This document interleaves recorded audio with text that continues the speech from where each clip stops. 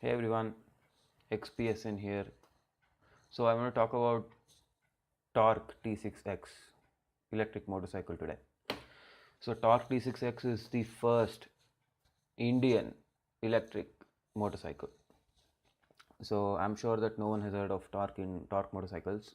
So they're a new company and they're trying to make electric motorcycles. So let's see what they claim. So they claim 100 kilometer for a single charge, which is acceptable if you are a person who goes to work in a city, and I would think an average person wouldn't travel more than 100 kilometer in a day. Next good thing is its maximum speed is 100 kilometer per hour. That is good, right? It's not 40 like other electric mopeds, so that is good. The other thing is the charge time is insane. It can charge to 80% in 1 hour, it seems, according to their website. So obviously we'll have to test it and we'll have to see independent reviewers review it, but they claim 80% in 1 hour. That is huge actually. Also, they use a lithium ion battery, which they claim will come for 1000 charge cycles. So even after that, they say that it will only degrade to about 80%. So you will still have 80% after 1000 charge cycles. That's around 100,000 kilometers, like 1 lakh kilometers. And that might be the game changer actually, because the electric mopeds in India have the problem of batteries being degraded too quickly, and people having to spend 10 to 15,000 on batteries for. So you buy the moped for 40-50K, and then you have to again replace batteries every couple of years. That does not make economical sense. So this does make economical sense. So now coming to economics, they are pricing it at a promotional offer of 1,24,999. So with respect to pricing, I think they are reasonable here, because my Gixxer SF costs around 1,10,000. So it's not that far fetched that the electric motorcycle costs 1,25,000. I think they nailed it on the price there. Also, you get a lot of tech. You get a 4.3-inch screen. You get mobile charging. You get storage place in the bike, inside the bike, where the fuel tank would be in a normal bike. But that's definitely good. So what they say is 27 Newton meters of torque is being produced by the electric motor.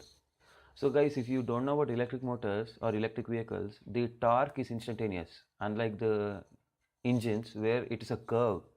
So when Gixxer or any other company says torque of, let's say, 18 Newton meter at 6000 rpm, until you get to 6000 rpm, you don't get the peak torque.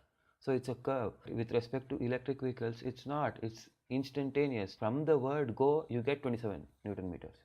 So this is actually a bit confusing to me, because if that is true, that it produces 27 Newton meters, then why is it only capable of 100 kilometers per hour, where a normal engine of a normal bike produces much less torque but can reach more than 100 kilometers per hour?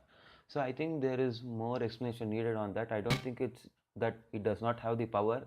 It might be they might have locked it to 100 kilometers per hour. We'll have to see in the future what the answer for that question is. But I guess it's a acceptable speed. 100 kilometers per hour is, I think, acceptable. Maybe 1 or 2% of riders actually crossing 100 kilometers per hour daily, right? I only cross like 2 or 3 times a day while I'm traveling to work. So that's actually very rare. And even if I cross, it will be just over 100, 101, 102 or something like that, because of the Bangalore traffic. So I think that's not a deal breaker. Anyway, let me know what you guys think. Is the speed enough? I think it is. Is the range enough? 100 kilometers. Um, Let me know what you think. If you guys want to buy it, I want to see discussions on it, and let's see. Also, I'm actually very supportive of these kinds of ventures. A new company coming up from the bottom, actually trying to disrupt the market, which has been dominated by big players.